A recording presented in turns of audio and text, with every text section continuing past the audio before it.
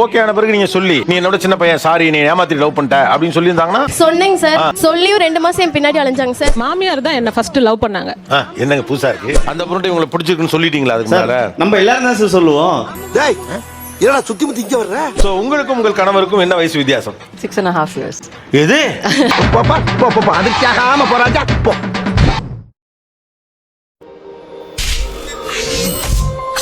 கணவருடைய வயது மனைவியை விட குறைவு. ஓகே, பார்த்தாலே பச்சை புள்ளமா இருக்கீங்களா? பச்சை புள்ளையா? நான் தான் சிரிச்சேன். சொல்லிட்டு சிரிங்க. ஓகே, அதாவது கணவரை விட அதிக வயதுடைய மனைவி, கணவருக்கு மனைவியோட வயது கம்மி. அப்படி பாரு. Super scenery. நீங்கள் கணவருடைய வயது குறைவாக இருப்பதால என்னென்ன மாதிரியான கிண்டல் கேலி உங்களுக்கு உண்டு? உங்களை நம்பி சொல்லலாமா? சும்மா சொல்லு. എനിക്ക് 2 years ഡിഫറൻസ് ഉണ്ട് ഞങ്ങൾ രണ്ടും തമ്മിൽ. സൊസൈറ്റി നമ്മളോട് ചോദിക്കുന്നത് ഹസ്ബൻഡ് അല്ലേ, അപ്പം അവനെ ഡാന്ന് വിളിക്കാൻ പറ്റുമോ, ഇങ്ങനൊരു ക്വസ്റ്റ്യൻസ് വരുന്നുണ്ട്. கூட தான் இப்போ வாடா போடன்னு கூப்பிடுற சகஜமாச்சு. അതെ അതെ അതെ அதே അതെ. அவங்களோட ஃப்ரெண்ட்ஸோட கேங்லலாம் வந்து எல்லாருமே அவங்க ஏஜ்னால ரொம்ப யங்கா இருப்பாங்க. ரொம்ப சந்தோஷம்.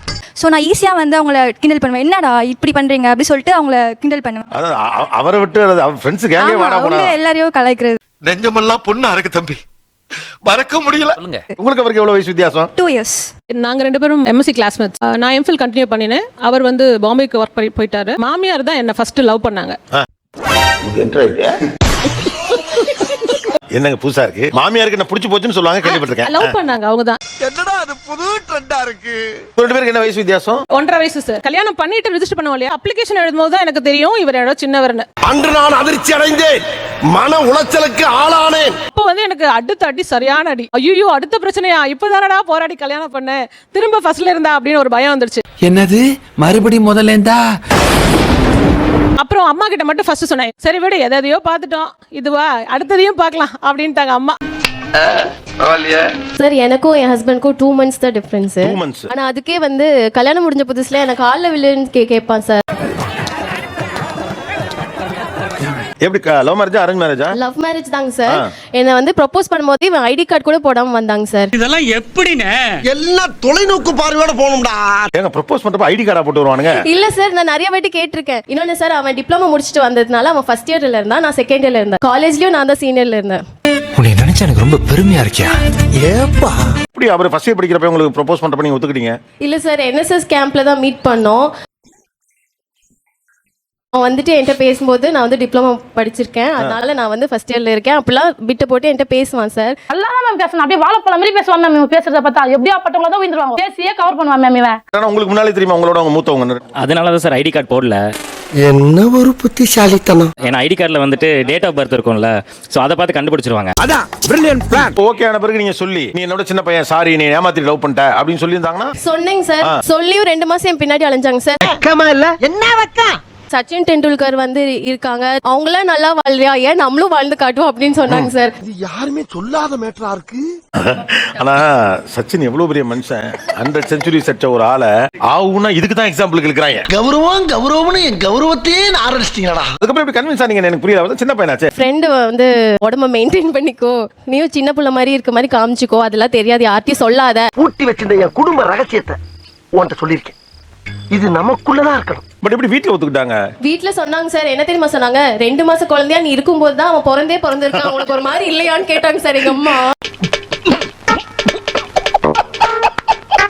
உனக்கு அசிங்கமா இல்ல, 2 மாசம் உன்னோட சின்ன பையன் ஒரு தம்பின்னு கூப்பிடுற வயசுல நீ போய் கல்யாணம் பண்ணிட்ட அப்படிலாம் சொல்றாங்க சார். ஆக்சுவலா நம்ம வீடு இவ்வளவு நுட்பமா நம்மள பிரெயின் வாஷ் பண்றாங்க பாருங்க. நீங்க ரொம்ப புகழ்றீங்க. எங்க வீட்ல என்ன நடக்கும்னா, அவங்க எதுனா என்கிட்ட சொல்லுவாங்க, இது இப்படிதான் வரும், இது மாதிரி செய்யணும் அப்படின்னா ஒரே வார்த்தையை நான் சொல்லுவேன், எனக்கு தெரியும் நீ வேலையை பாரு அப்படின்னு சொல்லிடுவேன்.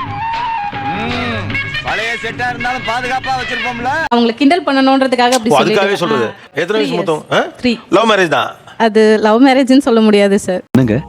கொஞ்சம் விவரமா சொல்லுங்க. 2 பேருமே ஒரே ஆபீஸ்ல 5 இயர்ஸா இருக்கோம். பட் நாங்க 2 பேரும் பாத்துக்கிட்டதே கிடையாது. தம்பி, ஒரு மனுஷன் போய் பேசலாம், ஆனா ஏக்கர் கணக்கில் எல்லாம் பேசக்கூடாது. நானும் என் டீம்மேட் ஒரு பொண்ணு, அவங்களும் இவங்களும் சிஸ்டர் அண்ட் பிரதர் அந்த மாதிரி. நான் என் ஃப்ரெண்டை பார்க்க போகும்போது வரும்போது இவங்க வந்து என்ன பார்த்துருக்காங்க. 2 பேருமே ஒரே ஆபீஸ்ல 5 இயர்ஸா இருக்கோம். பட் நாங்க 2 பேரும் பாத்துக்கிட்டதே கிடையாது. ஒரு நாள் என் ஃப்ரெண்டு சொன்னா இந்த மாதிரி அவங்க உன் மேலே இன்ட்ரெஸ்டடாக இருக்காங்க அப்படின்னா. ஏஜ் வந்து அவங்க என்னோட சின்னவங்க தான், அவள் பேசும்போதே சொல்லியிருக்கா. யாரையோ ஒருத்தரையோ நம்ம மேரேஜ் பண்ணதா போகிறோம், இவங்களே பண்ணிக்கலாம். என்னம்மா எப்படி சொல்றீங்க? தெரிஞ்சுக்கிட்டியா? எப்படியா இருந்தாலும் ஒன்று பண்ணதான் போறோம், இவன் சும்மா தானே இருக்கான், இவனை பண்ணிக்கோ. அதை சேவ் பண்ணியாவது சொல்லப்படாதா? என்ன கொடுமை சார். இவங்களை பார்க்குறன்றது அந்த அவங்களோட ஃப்ரெண்டுக்கு தெரியும். அதனால எப்படியோ என் நம்பர் வாங்கிட்டாங்க. ஒரு நாள் எனக்கு கால் பண்ணுறாங்க. அன்னைக்கு நைட் எனக்கு கால் பண்ணுறாங்க. ஒரு 1.5 மணி நேரம் பேசுகிறாங்க சார். அந்த பொருட்டை இவங்களை பிடிச்சிருக்குன்னு சொல்லிட்டீங்களா? அதுக்கு சார் மேல நம்ம எல்லாரும் தான் சார் சொல்லுவோம். டேய் என்னடா சுத்தி முத்தி இங்க வர்ற? பார்க்குறவங்களாம் சும்மா சொல்றது தானே சார். அந்த மாதிரி ஒரு லிஸ்ட்ல நான் சொல்லிட்டேன் அவங்கள. அந்த பொண்ணு சீரியஸா கொண்டு போய் கொடுத்துட்டாங்க. இப்போ எப்படின்னா அவங்களாம் நமக்கு கால் பண்றாங்க. இதுதான் அமைப்புங்கிறது.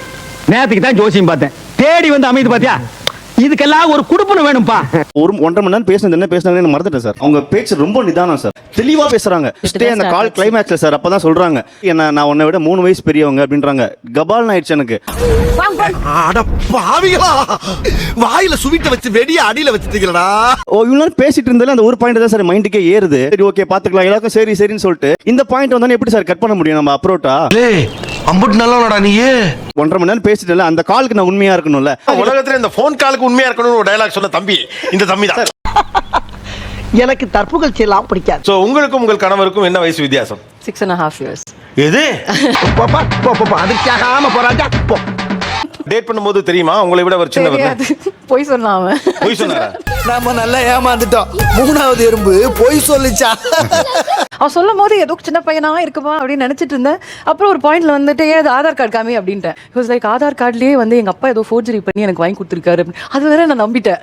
ஐயோ ஐயோ. பட் அது தெரிஞ்ச பிறகு உங்களுக்கு என்ன தோணுச்சு? பக்குனாச்சு 2 வாரத்துல கல்யாணம். சோ அதுக்கப்புறம் அது ஒரு இஷ்யூ இல்ல? இஷ்யூவெல்லாம் இல்ல. எனக்கும் வந்துட்டு அவனை பாப்பா தான் கூப்பிடுவேன். என்னடா பூ நாங்க நார்மலா வீட்ல பேசிட்டு இருக்கும்போது திடீர்னு அவங்க என்ன சொல்லுவாங்க, மா புருஷன் பேச்ச கேளுமா, நான் சொல்றது கேளுமா அப்படின்வாங்க. நான் திடீர்னு என்ன சொல்லுவேன், டேய் உன்னை விட நான் தாண்டா வயசுல பெரியவன், நீ ஏன் பேச்ச கேளுடா அப்படின்னு. சோத்திரையும் அடி வாங்கியாச்சு, சேத்திரையும் அடி வாங்கியாச்சு. எத்தனை வயசு வித்தியாசம் உங்களுக்கு? 2 வயசு சின்னவங்க என்ன விட. காதல் திருமணம் தான்? ஆமா, லவ் மேரேஜ் தான் சார். அவங்க என் காலேஜ் ஜூனியர். ஆஹா, ஹெட் ஸ்மூத்தா டேன் ஆகுது. ஸ்டார்டிங் வந்து என்கிட்ட பேசினது அக்கா தான் பேசினாங்க. எனக்கு அவங்க யாருன்னு தெரியாது. மகா மோசமான பையங்க. என் வீட்ல என்ன பண்ணிட்டாங்க, எங்க அம்மா அப்பா எல்லாருமே அவங்க கூட க்ளோஸ் ஆயிட்டாங்க. அக்கான்னு பேச ஆரம்பிச்சோம். அதுக்கப்புறம் ஒரு படியா சூப்பர். நீங்க என்ன சொல்லுவீங்க அவரை? நான் வாடா போடா அப்படிதான் சார் சொல்லிட்டு இருந்தேன். பாத்தியாடா பண்பாட்ட. போக போக வந்து என்கிட்ட வந்து வேற மாதிரி பேச ஆரம்பிச்சான். என்னடா வேற மாதிரி பேசுற அப்படின்னு கேட்கும்போது இதெல்லாம் கண்டுக்கிறப்படாது, ஏன்னா இது வாலிப வயசு. எனக்கு உங்களுக்கு பிடிச்சிருக்கு அப்படின்னா விளையாடாதடா போடா அப்படின்னு சொல்லிட்டு அதுக்கப்புறம் ஒரு 2-3 டேஸ் மறுபடியும் அப்ரோச் பண்ணிட்டே இருந்தாங்க. நீ ரொம்ப ஓவரா போற. காதல் பேய் உன்னை கண்ணாபண்ணான்னு பிடிச்சி ஆட்டுது, அது உன் ஹெல்த்துக்கு நல்லது இல்ல. நான் அதுக்கப்புறம் யோசிக்க ஆரம்பிச்சேன். என்ன கேர் பண்ணது எல்லாமே யோசிக்கும் போது சரி எனக்கும் பிடிச்சிருந்துச்சு. எனக்கு அது வயசு பெருசா வித்தியாசமா தெரியல. சரி ஓகே நானும் அக்செப்ட் பண்ணிட்டேன். ஆனா அது வீட்டுல தெரிய வரப்ப எங்க அம்மா வந்து தம்பின்னு சொன்னியம்மா அப்படின்னாங்க. அவகிட்ட அக்கான்னு சொன்னியடா. அது போன மாசம், நான் சொல்றது இந்த மாசம். அது எப்படி அக்செப்ட் பண்ணாங்க? தம்பி நீங்க அவங்க அக்செப்ட் பண்ணல சார். கடைசி வரைக்கும் அக்செப்ட் பண்ணல. சரி நீ என்ன நம்புறியா, என் கூட வரியா அப்படின்னாங்க. அடுத்த செகண்ட் யோசிக்காம நாங்க வீட்டை விட்டு போயிட்டோம். பெருமையா இருக்கா? ரொம்ப பெருமையா இருக்கு. ஃபர்ஸ்ட் வந்து அவன் என்னோட சின்ன பையனே எனக்கு தெரியாது. லவ் பண்ணி 3 month 4 month வரைக்குமே எனக்கு தெரியாது. அவன் சொல்லவே இல்லை. அப்புறம் தான் எனக்கு தெரிஞ்சதுங்க அவங்க என்ன ஏமாத்திருக்காங்கன்னு. நிறைய டைலாக் சொல்லுவான். நான் வந்து உன்னை விட 2 years சின்ன பையன் அப்படின்ற மாதிரி சொல்லிட்டான். அதுவே ரொம்ப நாள் கழிச்சு தான் சொன்னான். நானும் எனக்கும் பெருசா தெரியல. ஓஹோ அப்படியா? சரி ஆனா நம்ம கொஞ்சம் பில்ட் பண்ணோம்ல, நம்ம பில்டப்பா கொஞ்சம் காட்டிக்கணும்ல. அந்த டைம்ல வந்து ஓகே ஆனா எனக்கு அதெல்லாம் செட் ஆகாது அப்படின்ற மாதிரி நானுமே நிறையவே சொன்னேன். ரொம்ப விவரமான பொண்ணா இருக்கு. இப்போ நம்ம ஒரு வீடு கட்ட போறோம். அந்த வீடு கட்டுறப்போ நீ என்ன பாப்ப, பேஸ்மெண்ட் ஸ்ட்ராங்கா இருக்கான்னு தான் பாப்ப. ஆனா அந்த பிரிக்ஸ் எப்போ மேனுஃபேக்சர் பண்ணாங்கன்னு பாப்பியா?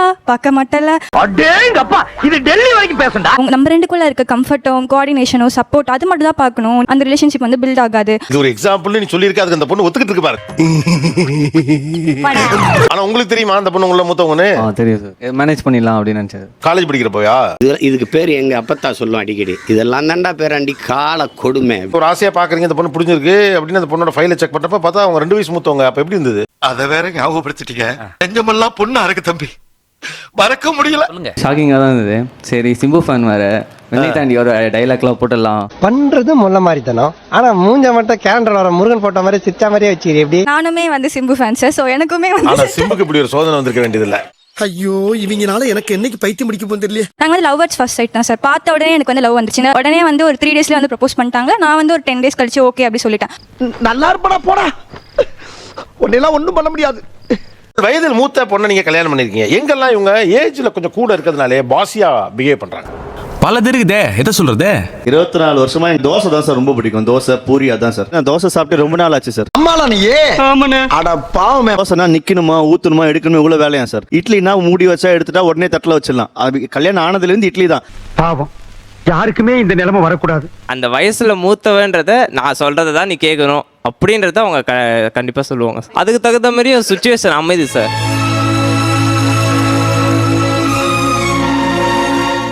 தேதி எனக்கு சின்னதாக ஒரு டெம்டேஷன் இருக்கும். ரொம்ப நாளாக ஏதாவது பார்த்து வச்சிருப்போம். அது மாதிரி எனக்கு ரொம்ப ஆசை வாங்கிக்கணும்னே. பட் இவங்க திட்டுவாங்கனே வாங்குறது இல்லை. அது என்னது? உங்களை நம்பி சொல்லலாமா? சும்மா சொல்லு. RC car sir. Remote control காரா? நீ பில்லு போட வேண்டியதான். இவனை வச்சுக்கிட்டு ரொம்ப கஷ்டம்தான். அவன் சின்ன பையன் தான். என்ன போயிடுறான். உங்களுக்கு என்ன வயசு? எனக்கு 21 சார். 21 வயசுல நம்ம பையன் சொந்த கார் வாங்குறத பத்தி பேசுறான். வாங்கிட்டான். நீ ரிமோட் கார்ல நிக்கிற. நீ இந்த அவமானம் உனக்கு தேவையா? நீங்க எத்தனை வயசுல கல்யாணம் பண்ணீங்க? நான் 20ல பண்ணேன் சார். ஐ எம் சாரிடா. உன் ஆசை நியாயம்தான். ஆஹா, திருப்பிட்டாங்கய்யா, திருப்பிட்டாங்களே. 20, 20, 21. ஐயோ, நீ ரொம்ப லேட் ஆயிட்டு இருக்கணும். வயசாகுதுடா. நீ டக்குன்னு பண்ணிடு. எனக்கு தெரியும், நான் தான் பெரிய பொண்ணு. இந்த பாட்டுலாம் போட்டா எனக்கு தான் தெரியும். இதெல்லாம் உனக்கு தெரியாது. நீ பிறகுறதுக்கு முன்னாடியே அந்த பாட்டு இதெல்லாம் நீ உனக்கு எப்படி தெரியும் அப்படிலாம் சொல்லுவாங்க சார். அவனுக்கு வந்து எந்த பழைய பாட்டுமே பிடிக்காது சார். என்னென்ன பாட்டுலாம் அவருக்கு தெரியல? ஆத்தங்கர மரமே அப்படி ஒரு சாங் இருக்கும்ல. இந்த பாட்டுலாம் தெரியாது உங்களுக்கு? தெரியாது சார்.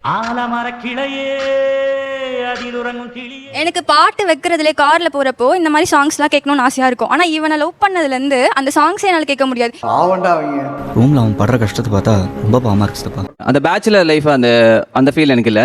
ரொம்ப நாள் லவ் பண்ணிட்டே இருக்க மாதிரி இருந்தா அது எங்களுக்கு கொஞ்சம் லேகா இருக்க மாதிரி எனக்கு ஒரு ஃபீல்ஸ். இவங்க கூட இருந்தா ஜாலியா இருக்கிறதுனால இப்போ ஃபுல்லா அவங்க கூட இருந்தலாம் அப்படின்னு சொல்லிட்டு. எப்படி லட்சியம்? சூப்பர். 1 year ஏஜ் டிஃபரன்ஸ் இருக்கு எனக்கும் அவங்களுக்கும். நான் என்ன சொன்னாலும் நீ செஞ்சுதான் ஆகணும். நீ தானே வேணும்னு கல்யாணம் பண்ணிக்கிட்ட. இதெல்லாம் நம்மளா இழுத்துக்கிட்டது. காதல் திருமணம் தானே? One side love cum arrange. என்னங்க பல டிசைன்ல வருது இப்ப love. One side love cum அரேஞ்ச்னா முதல்ல அவர் ஒன் சைடா லவ் பண்ணாரு. அவங்க ஒன் சைடா லவ் பண்ணாங்க. நாங்க 2 பேருமே சைல்ட்ஹுட் ஃப்ரெண்ட். அப்ப தெரியும் உங்களுக்கு அவர் சின்னவர் அப்பையில இருந்து. சிறப், மிக சிறப். அவங்க தான் வந்து ஃபர்ஸ்ட் ப்ரொபோஸ் பண்ணாங்க. ரொம்ப நாளாவே க்ரஷ் இருந்தது. காலேஜ் டைம்ல தான் அவங்க இன்னொருத்தர் ப்ரப்போஸ் பண்றாங்கன்னு எனக்கு தெரிய வந்தது. 1 வருஷம் இல்ல 10 வருஷம் ஆனாலும் சரி அவளை நல்லா தெரிஞ்சுக்கிட்டு புரிஞ்சுக்கிட்டு அதுக்கப்புறம் தான் என் லவ் சொல்லுவேன். எனக்கு ஒரு க்ரஷ் இருந்தது. பட் அது ரொம்ப நாள் வரல. ஸோ என்னடா நம்ம சின்ன வயசுலேருந்து பார்த்துட்டு இருக்கோம். அப்போ எனக்கு விட்டு கொடுக்க விருப்பம் இல்லை சொல்லிட்டேன். ஆனாலும் எனக்கு அவர் மேல அவ்வளோ ஆசைலாம் இல்லை. மேரேஜ் வரைக்கும் கூட வந்து எனக்கு நான் ஒரு லவ் பண்றதோ அந்த மாதிரி ஒரு தாட்லாம் எதுவுமே கிடையாது. அம்மாக்கும் வந்து அவங்கள ரொம்ப பிடிக்கும். எங்க வீட்லயுமே அவருக்கு ரொம்ப பிடிச்சது. ஸோ ரொம்ப நல்ல பையன், ரொம்ப ஃபேமிலி, என்ன எப்படியாச்சும் கல்யாணம் பண்ணி தள்ளிவிட்டா போதும் அப்படின்ற ஒரு சுச்சுவேஷன்ல தான் இருந்தாங்க. பஞ்சமகா பாவிகளா, எவ்வளவு பெரிய திட்டம். நிகழ்ச்சியில் கலந்து கொண்ட அனைவருக்கும் கோபிநாத்தின் நெஞ்சார்ந்த நன்றிகள். மீண்டும் இன்னொரு சந்தர்ப்பத்தில் பேசலாம். நன்றி, வணக்கம். இந்த வீடியோ உங்களுக்கு பிடிக்கும் நினைக்கிறேன். பிடிச்சிருந்தீங்கன்னா லைக் பண்ணுங்க, ஷேர் பண்ணுங்க, மறக்காம சப்ஸ்கிரைப் பண்ணுங்க. நன்றி, வணக்கம்.